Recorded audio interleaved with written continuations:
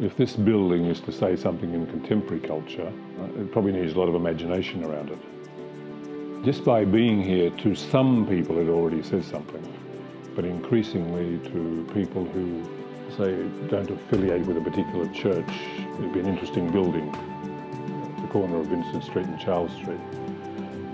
But for people who understand a little bit where it came from, it can say something. So the challenge today is a building like this, how can it be used for everyone?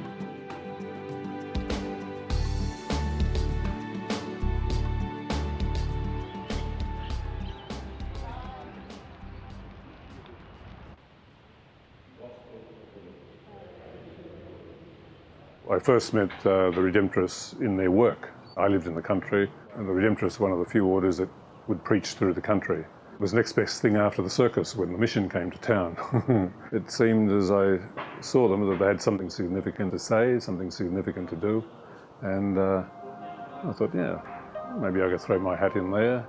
And when I tried it out, I thought it fitted, yeah.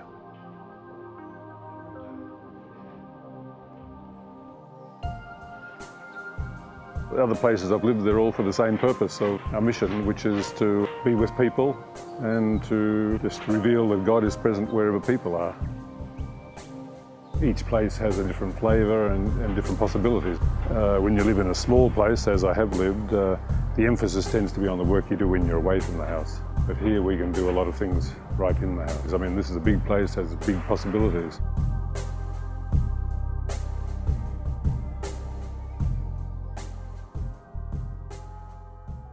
Seven priests live full-time at the monastery here.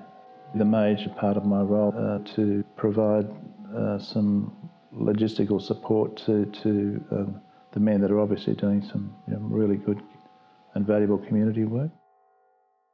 Father Nixon's probably the third boss that I had since I've been here, but at the same time he's finding his feet. Just familiarising himself with Perth is occupying a bit of his time at the moment. And of course we've got an unusual situation with an ordination coming up, which is something that hasn't happened in my time here. It's a rather big event. To be ordained a priest is to be called to leadership in the community and to be called to pastoral care in a community. I chose this place at Perth as my future mission because last year I spent about 5 weeks in this North Perth community, and I found that people very warm and have a good sense of community.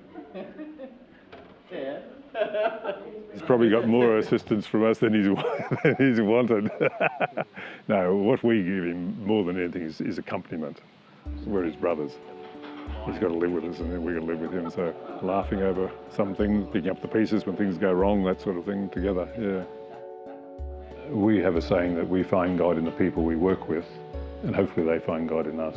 No one has all the answers here. It's a journey together. And for our message to be effective, we need the people to listen to. So what we're really about is believing in people.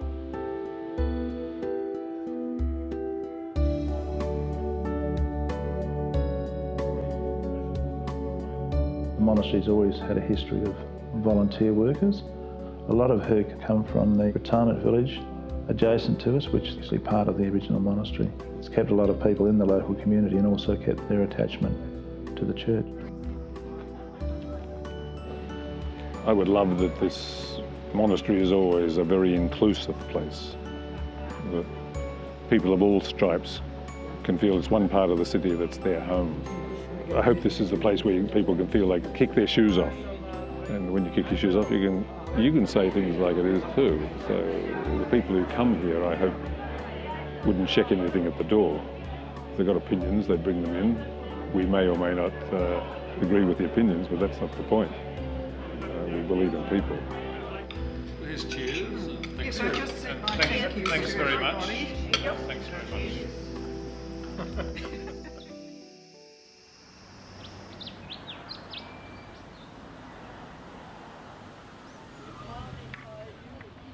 For those who are getting married, their wedding is a big day. So for me, ordination is a big day. A lot of people turn up. Our our family, our friends, our conference, the faithful community, they will come. So it's quite inspiring event for me. Joseph has been a missionary for many years now. This is just one part of his missionary journey. And his appointment's going to be here in Perth, and as he said himself, he hopes to work with young people, and I don't see any reason why he won't. My dad and my brother just brought me an investment for the day as a gift. I have tried it. It's a bit long, but I think it's fine because this is a handmade investment. Yeah, I think it's really a nice gift to me. Even people who don't have a faith language still in their own way bless their children every day. Husbands bless their wives and wives their husbands. It's one of the gifts they consciously can bring to each other, of just blessing each other. People have allowed over the ages to see God in the special blessing of the priest, and that's why people were happy to wait there for a considerable time to receive Joseph's blessing. It's not that you have to be blessed by the priest to be blessed by God, but that becomes a powerful symbol of being blessed by God. Joseph, I'm sure, will find, as I have found myself, that it's basically being with people. It's always been like that, and please God, it always will be. So it makes our calling very people-centred.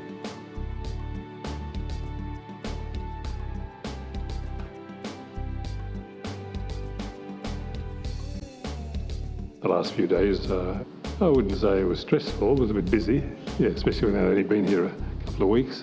But had good friends around me and good community around me, and we share the burden, get there together, and we got there together.